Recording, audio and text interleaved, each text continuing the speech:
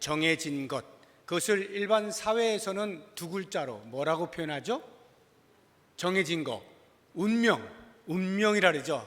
이게 내 운명이야, 이렇게 운명이라고 합니다. 그러니까 초인간적인 어떤 힘에 의해서 지배를 당해서 그 힘에 의하여 내 목숨이나 처지가 그렇게 흘러가는 것, 이런 것을 운명이라 그러죠. 그러나 우리 기독교에서는 운명에 맡기지 않습니다. 운명이라고 말하지 않죠. 성경의 용어에서는 뭐라고 표현하죠? 운명을 성경적 용어로 달리 표현한다면 뭐라고 할 수 있을까요? 하나님의 섭리, 하나님의 예정, 이렇게 표현하면 되겠죠.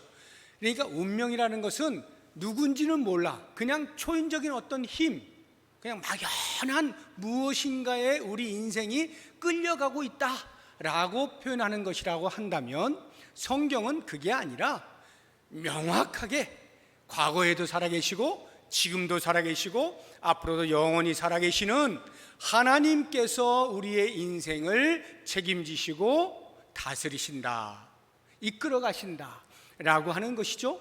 그걸 섭리 또는 예정이라고 합니다. 오늘 우리가 읽은 이 본문의 말씀에는 우리 인생에 이르는 모든 것이 다 하나님의 섭리이지만 그 가운데서 특별히 두 가지를 큰 틀에서 이야기를 하고 있어요.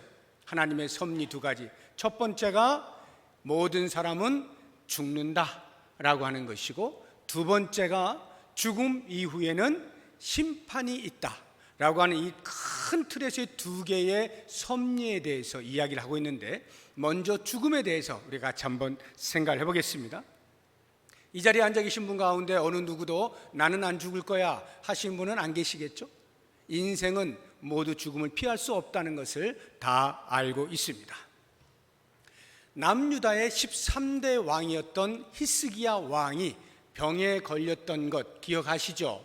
병에 걸리니까 어떻게 합니까? 낯을 벽을 향하여 대고 간절히 기도하죠. 어느 만큼 기도하는지 혹시 아십니까? 어느 정도로 병 좀 낫게 해주세요, 어느 정도로 기도하시는지 성경은 이런 단어를 썼어요. 우리가 좀 찾아보겠습니다. 열왕기하 20장 3절 같이 읽어봅니다. 여호와여 구하오니 내가 진실과 전심으로 주 앞에 행하며 주께서 보시기에 선하게 행한 것을 기억하옵소서 하고 히스기야가 심히 통곡하더라. 살려주세요 하는데 이게 통곡의 기도를 하는 거예요. 안 살려주시면 하나님 이러면서 따지듯이 내가 하나님 앞에 지금까지 얼마나 신실하게 살았습니까? 하나님의 이름을 위하여 얼마나 높이며 살았습니까? 제 마음 아시지 않습니까? 저 살려주셔야만 됩니다 하고 눈물을 달깃동같이 뚝뚝 떨어뜨리면서 통곡하면서 그렇게 기도를 합니다. 어떻게 됐을까요? 하나님께서 이사야 선지자 입을 통하여 너 죽으니까 준비해 라고 전달을 해주셨는데, 그 소리를 듣자마자 히스기야가 그렇게 통곡의 기도를 하는 거거든요. 그러니까 이사야가 자기 집으로 가기도 전에, 도착도 되기 전에 하나님께서 아이고 큰일 났다 해가지고는 이사야의 입을 통하여 다시 한번 응답의 말씀을 주시는데, 열왕기하 20장 5절과 6절 같이 한번 보겠습니다. 너는 돌아가서 내 백성의 주권자 히스기야에게 이르기를 왕의 조상 다윗의 하나님 여호와의 말씀이 내가 내 기도를 들었고 내 눈물을 보았노라. 내가 너를 낫게 하리니 내가 3일 만에 여호와의 성전에 올라가겠고 내가 내 날에 15년을 더할 것이며 내가 너와 이 성을 아수르 왕의 손에서 구원하고 내가 나를 위하고 또 내 종 다윗을 위함으로 이 성을 보호하리라 하셨더라 하셨더라. 몇 년이요? 15년을 더 살겠다라고 하나님께서 이사야 선지자의 입을 통하여 히스기야에게 들려주시는 겁니다. 실제로 15년을 살았을까요? 못 살았을까요? 더 살았습니다.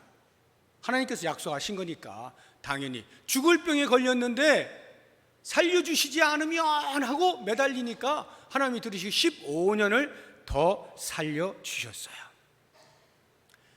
그 다음 어떻게 됐을까요? 15년 후 죽었어요.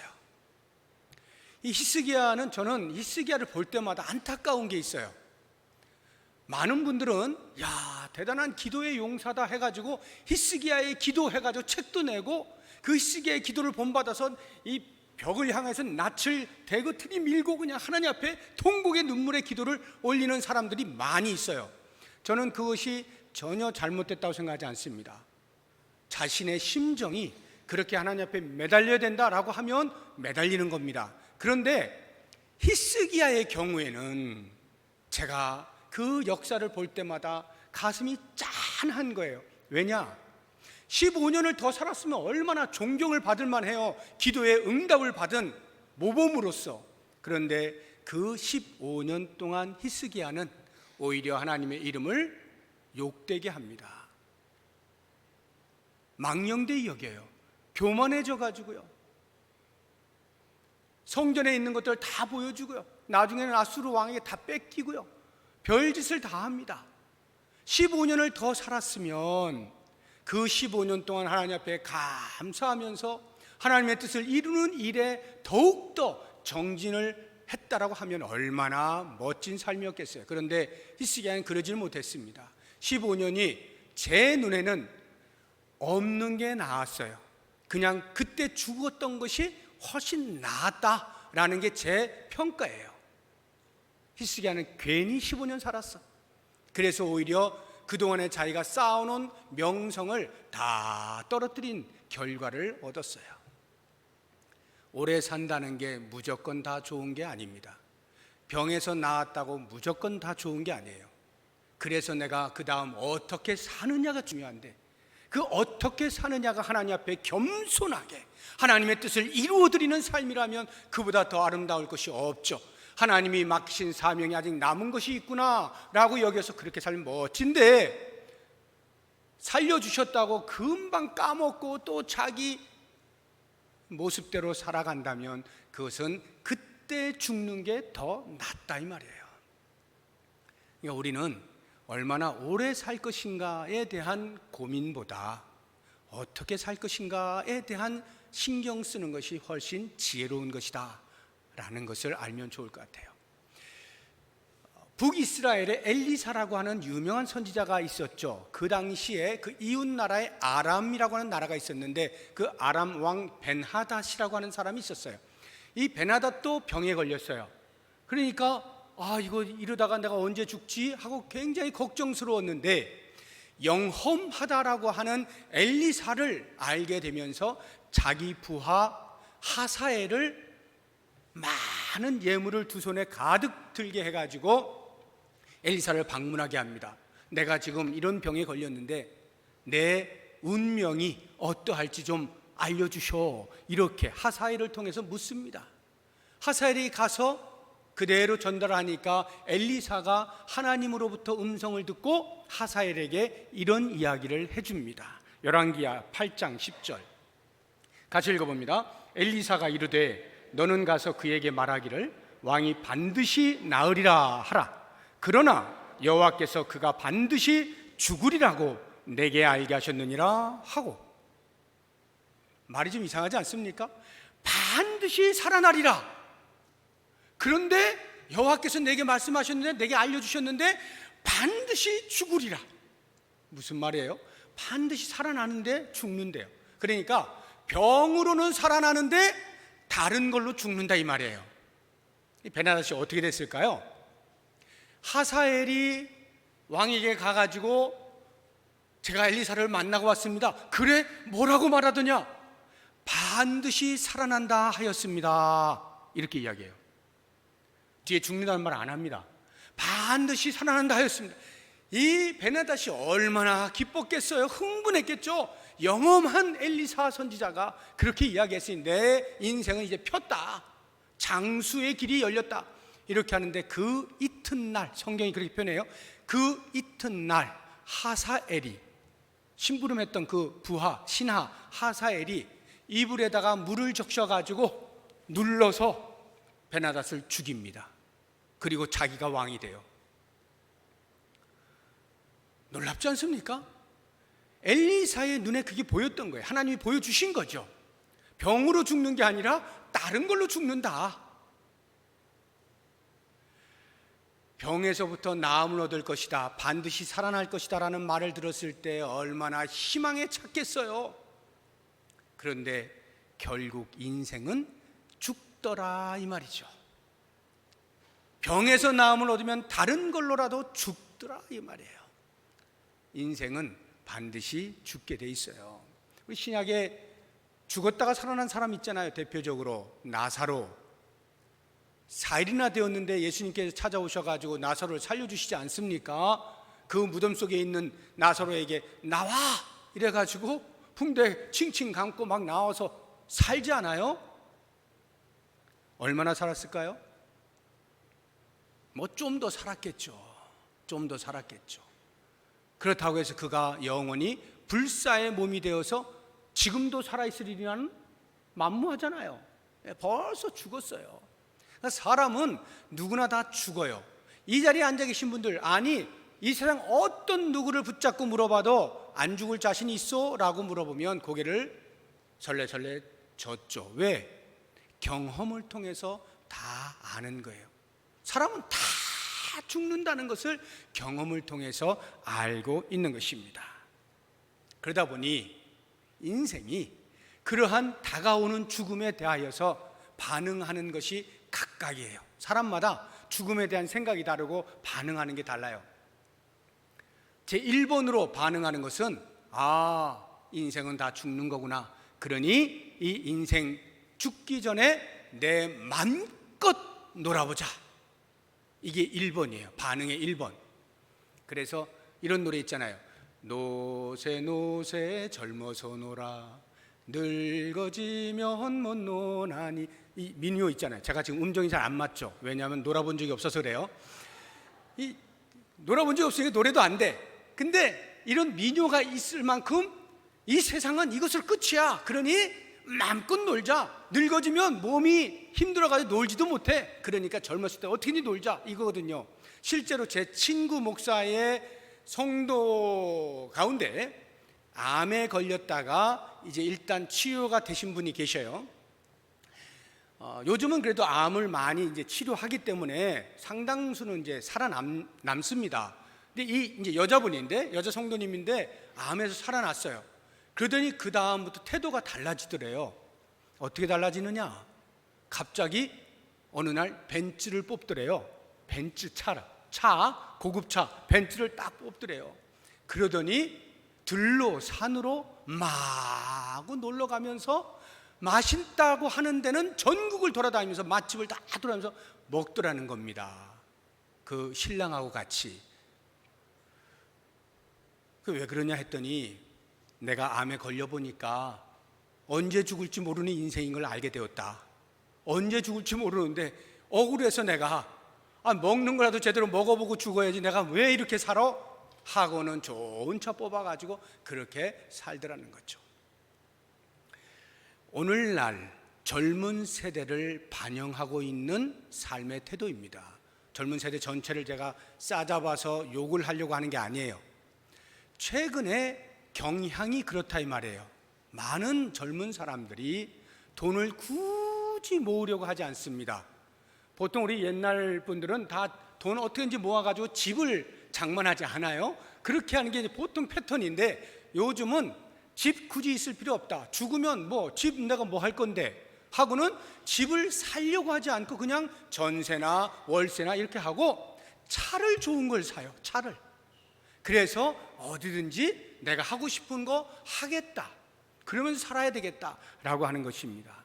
저는 일면 이해가 되어지고 동조도 하고 또 일면은 서글픈 생각도 들어요. 인생을 그렇게밖에 볼 수 없는 이 땅으로 끝이다라고 하는 생각이 드니까 할 수 있는 대로 힘 있는 대로 놀다 죽자라고 하는 이런 생각을 하게 되는 거죠. 그런가 하면 또 다른 한 부류는 어떻게 해서든지 안 죽어보려고 애를 쓰는 그런 사람들도 있어요. 대표적인 인물이 저 중국의 진시황 아닙니까? 진나라의 첫 번째 황제죠. 진시황. 불로초라고 하는 거 다 들어보셨잖아요. 그가 중국에서 가장 영향력 있는 사람 되라 하면 1번이 진시황이에요. 2번이 마오쩌둥, 모택동. 이 왜 진시황이 1번으로 꼽히냐면 전 대륙에 흩어져 쪼개져 있는 나라들을 한꺼번에 통일한 최초의 왕이거든요. 그래서 이 왕이 중국을 전체를 통일시킨 다음에 이제 나는 황제로서 등극해도 부족함이 없다 해서 자기를 스스로 황제라고 칭하면서 진나라의 첫 번째 황제다, 진시황. 이 사람이 그렇게 통치를 다 한 다음에는 갑자기 이제 내가 어떻게 살아야 되지? 이 권력을 가지고 영원히 살고 싶다 라고 하는 욕심이 생기면서 불로초를 찾기 시작해요. 수없이 많은 사람들을 전 세계에 막 보내면서 늙지 않는 풀을 찾아라, 죽지 않는 풀을 찾아라 막 이래가면서 난리를 친 거 아니에요. 그 진시황이 몇 살에 죽은지 아세요? 깜짝 놀라실 겁니다. 여기 50 미만 되신 분들만 이럴지 50 넘어간 분은 깜짝 놀랄 거예요. 49살에 죽습니다. 안 죽겠다고 아둥바둥했는데 49살에 죽어요. 이게 인생이죠. 아무리 죽지 않으려고 용을 써도요 안 돼요. 최근에는 의학적으로 뭐 어떻게든지 해보려고 뭐 미이라를 만든다면서요? 급냉을 시켜가지고. 여러분 우리 그 바다에서 고기를 잡아오면 그 자리에서 배 안에서 급냉을 시켜가지고 올립니다. 그러면 신선도가 유지가 되잖아요. 급냉을 시키면. 사람을 그렇게 하는 거예요.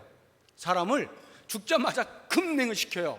그래가지고 언젠가 다시 살아나는 무엇인가 의수를 발견하게 되어질 때 그 급냉의 자리에서 이제 다시 부활한다. 그런 소망을 가지고 엄청난 돈을 들여서 그렇게 하는, 그리고 그러한 연구를 지금도 끊임없이 하고 있는 사람들이 있어요. 죽음에 대한 또 다른 반응이죠. 그런가 하면 종교계에서는 그렇게 해서 해결될 일이 아니다라는 것을 잘 알겠기에 종교로 해결을 해보려고 합니다. 대표적인 종교가 불교죠. 불교의 윤회사상이라고 하는 것이 있잖아요. 육두윤회라는 게 있어요. 육두윤회.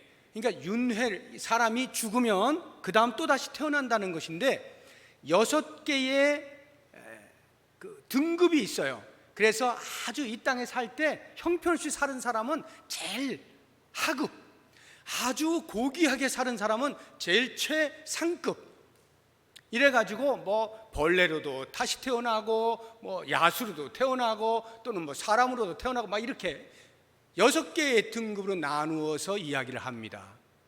사람이 죽으면 끝나는 것이 아니다라는 거죠. 또다시 태어난다는 거예요. 그러니 이 땅을 사는 동안에 업을 잘 쌓아라, 수행을 잘 해라. 이게 불교예요. 그렇게 윤회를 계속하면요, 그게 영원히 윤회하는 게 아니라 어느 정도 윤회하고 나면요, 그 다음에 또 허탈해져. 완벽하게 죽음을 이겨낼 수 있는 방법은 없을까? 라고 해서 불교가 이야기하는 것이 해탈입니다. 해탈. 해탈이 되면 이제 죽음과는 아예 상관이 없는 영원히 사는 그러한 존재가 된다라고 이야기를 하거든요. 이러한 것들은 전부 죽음에 대하여 두려움을 가지고 있는 인간들이 어떻게 하면 이 죽음을 이겨볼 수 있을까라고 생각하면서 이런저런 방법들을 동원하는 거죠. 그러면 성경은 과연 뭐라고 이야기합니까? 오늘 말씀이 우리에게 대답을 해주고 있잖아요. 한 번 죽는 것은 사람에게 정해진 것이요. 이렇게 했어요. 그 후에는 뭐가 있다고요? 심판이 있다. 이 심판이란 당연히 하나님의 심판 또는 인자의 심판이 되겠죠. 그 후에는 반드시 심판이 있다라고 이야기를 합니다. 그런데 많은 사람들이 죽음에 대해서는 받아들여요. 그렇지, 인간은 죽는 거지. 그런데 그 다음 정해진 일, 심판에 대해서는 받아들이려고 하질 않아요. 부인하려고 그래요. 무슨 심판이 있어? 라고 자꾸 이렇게 배척을 합니다. 성경은 분명히 두 가지를 말하고 있는데 사람은 한번 반드시 죽는다. 그리고 죽은 다음에는 반드시 심판이 있다. 이 두 가지는 정해진 것이다 라고 이야기하는데, 하나는 받아들이고 하나는 배척을 해. 왜? 이것은 경험상 인정하지 않을 수 없다 이 말이에요. 그런데 사실 여러분 보세요. 경험을 했다고 하는데 정말 경험했을까요? 지금 여기 살아계신 여러분, 죽음을 경험하셨습니까? 경험하지 못했죠. 옆에 있는 사람이 죽는 거 봤지, 내가 죽은 거 내 스스로가 경험한 거 아니잖아요.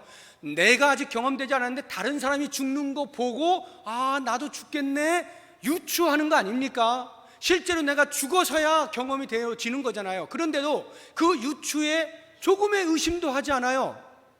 다른 사람 다 죽어가는 걸 보고 아 나도 분명히 죽겠구나. 유추임에도 불구하고, 경험되지 않은 것임에도 불구하고 부인을 못해요. 역사가 그것을 이야기해주고 있거든요. 그런데 심판을 보세요. 똑같은데요, 심판은 받아들이지 않아요. 어떤 면에서 똑같느냐, 이 심판이라고 하는 것 또는 사람이 죽는다고 하는 것, 이런 것들은 전부 성경이 이야기하고 있는 거예요. 하나님께서 언약으로 주신 거예요. 예를 들어서 예수님을 이 땅에 보내신다, 언약으로 주신 거예요. 예수님이 십자가에서 죽으실 것이다, 언약으로 주신 거예요. 예수님이 3일 만에 다시 부활하실 것이다, 성경에서 언약으로 주신 거예요. 예수님이 하늘 보좌에 앉아 계셨다가 다시 내려오실 것이다, 재림하실 것이다, 언약으로 주신 거예요. 전부 성경에서 나오는 언약입니다. 그런데 예수님의 오심, 예수님이 십자가에 죽으심, 예수님이 부활하심은 우리가 역사를 통해서 봤잖아요. 역사를 통해서 사실인 것을 확인했어요. 그러면 그 논리에 따르면 그러한 언약이 하나하나 성취됨에 따라서 자연스럽게 마지막 남아있는 예수님의 다시 오심이라고 하는 이 재림에 대한 언약도 반드시 성취된다는 것을 얼마든지 합리적으로 유추할 수 있음에도 불구하고, 이 다시 오심은 아직 일어나지 않은 일이라 하여 부인하려고 한단 말이죠. 자기가 아직 죽지 않았으면서도 다른 사람이 죽는 것을 보면서 아 나도 죽겠구나 하는 것은 의심 없이 받아들이면서, 다른 모든 언약들이 다 성취되고 있는 이 사실 앞에서 나머지 하나 남아있는 이 예수님의 재림에 대한 언약은 왜 받아들이지 못한단 말이에요. 스스로 모순 속에 빠져 있는 거예요. 성경은 이야기하고 있지 않습니까? 오늘 본문의 말씀을 보십시오. 28절에 이와 같이 그리스도도 많은 사람의 죄를 담당하시려고 단번에 들이신 바 되셨고, 이것은 사람에게 있어서 한 번 죽는 게 정해졌다라고 하는 그것을 그대로 지금 예수님께도 적용되고 있는 거죠. 예수님이 단번에 들이신 바 되었죠. 다만 사람이 죽는 것과 예수님의 죽으심의 질이 다른 것뿐이죠. 죽는다라고 하는, 육신의 몸을 입은 예수님이 죽는다라고 하는 사실은 똑같아요. 우리는 우리의 죄 때문에 죽는 거지만 예수님은 당신의 죄가 아니라 우리 모든 인류의 죄를 속량하실 목적으로 죽으시는 거예요. 그러나 한번 죽습니다. 그 다음 구원에 이르게 하기 위하여 죄와 상관없이 자기를 바라는 자들에게 두 번째 나타나시는 건 재림을 말하는 거예요. 죄와 상관없이라고 하는 말의 의미는 첫 번째 오실 때, 초림 때에는 우리의 죄와 상관이 있게 오셨잖아요. 우리의 죄를 사하시기 위하여 십자가에 돌아가실 것을 목적하고 처음에 오신 거예요. 두 번째 오실 때는 그런 죄와 상관없어요. 뭐 때문에 오신다고요? 구원에 이르게 하기 위하여. 이것은 성도들을 대상으로 할 때 그런 거고, 성도가 아닌 사람을 대상으로 할 때는 뭐예요? 심판을 위하여 오신다라고 하는 말이죠. 그러니까 반드시 모든 인류는 죽음 이후에 심판을 피할 길이 없다라고 하는 것이 성경의 이야기입니다. 구약 시대의 사람들을 보십시오. 구약 시대의 사람들의 눈으로 볼 때는 예수님이 이 땅에 오신 것 아직 일어나지 아니한 때예요. 그냥 성경의 예언의 말씀으로 붙잡고 있는 것뿐입니다. 그 성취는 그들이 죽은 다음에나 일어나요. 그런데 그들이 믿음으로 바라보지 않습니까? 그것이 히브리서 11장의 믿음장으로 소개되고 있는 훌륭한 믿음의 사람들, 아직 일어나지 않았는데 미래에 일어날 그 일을 언약의 성취의 개념에서 하나님은 반드시 언약을 이루어내신다라고 하는 것을 믿음으로 받아들이니까 그들이 비록 먼 훗날에 있을 일이지만 자기들의 삶에서 그것을 살아내는 거예요. 믿음이라고 하는 것이 미래를 현재에 사는 것, 이게 믿음이란 말이에요. 그러니까 구약시대의 사람들은 그렇게 살았던 거예요. 그런데 우리들은요, 이미 예수님의 초림이 과거의 일이 되어버렸잖아요. 그건 역사 속에서 엄연한 사실로 등장한 거기 때문에 우리가 부담 없이 받아들여요. 그러면 앞으로 일어나게 되어질 예수님의 재림에 대해서는 우리가 구약시대의 성도들이라고 한다면 동일하게 예수님의 초림을 기다렸던 것처럼 우리는 예수님의 재림을 기다리는 거죠. 그 약속이 하나님이 언약하신 것이기 때문에 반드시 성취될 것을 우리는 수납하지 않을 수가 없는 거예요. 이건 너무나 당연한 것입니다. 그렇다고 하면 이제 이와 같은 성취를 우리가 피할 수 없다, 이 심판을 피할 수 없다라고 한다면 과연 그 심판의 자리가 어떠할 것임에 대해서 알 필요가 있겠죠. 과연 심판의 자리에 우리는 어떤 모습으로 서게 될 것인가? 첫 번째, 심판의 자리는요, 어느 누구를 막론하고 이 땅에 있는 모든 사람, 죽은 사람들은 전부 살아있을 때 자기가 행한 바, 겉으로 드러내서 행한 것뿐만 아니라 속으로 생각하고 있는 것까지도 하나도 남김없이 샅샅이 다 드러나게 된다라고 하는 것입니다. 그 심판의 자리에서. 히브리서 4장 13절 말씀 우리 같이 읽어봅니다. 지으신 것이 하나도 그 앞에 나타나지 않음이 없고 우리의 결산을 받으실 이의 눈앞에 만물이 벌거벗은 것 같이 드러나느니라. 마지막 날이 되면요, 만물이 벌거벗은 것 같이 하나도 감출 수 없는 다 드러나는 일이 일어난다.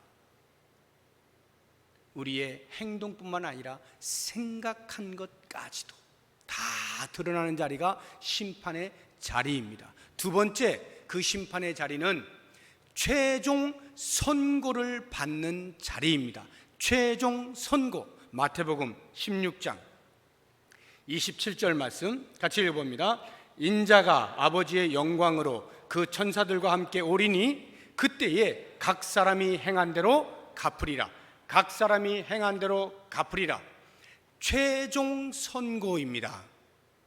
우리가 보통 지방법원이나 고등법원에서 판결을 받으면 그것에 대해서 나는 그 양형이 만족스럽지 않습니다, 너무 과합니다 해서 항소를 할 수 있지 않아요? 상고도 할 수 있잖아요. 대법원까지 갈 수 있단 말이에요. 그럼 대법원에서 판결이 나면 어떻게 되나요? 끝입니다. 그러니까 대법원에서 최종 선고되어지면 그것으로 끝이에요. 만약에 유죄라 판결이 되어지면 그 자리에서 바로 구치소 갔다가 교도소 가는 거예요. 더 이상의 번복이 없고 더 이상의 기회가 없어요. 예수님이 다시 오셔서 심판하시는 그 자리는 기회의 자리가 아닙니다. 마지막 선고를 받는 자리예요. 구원의 문이 닫히는 때예요.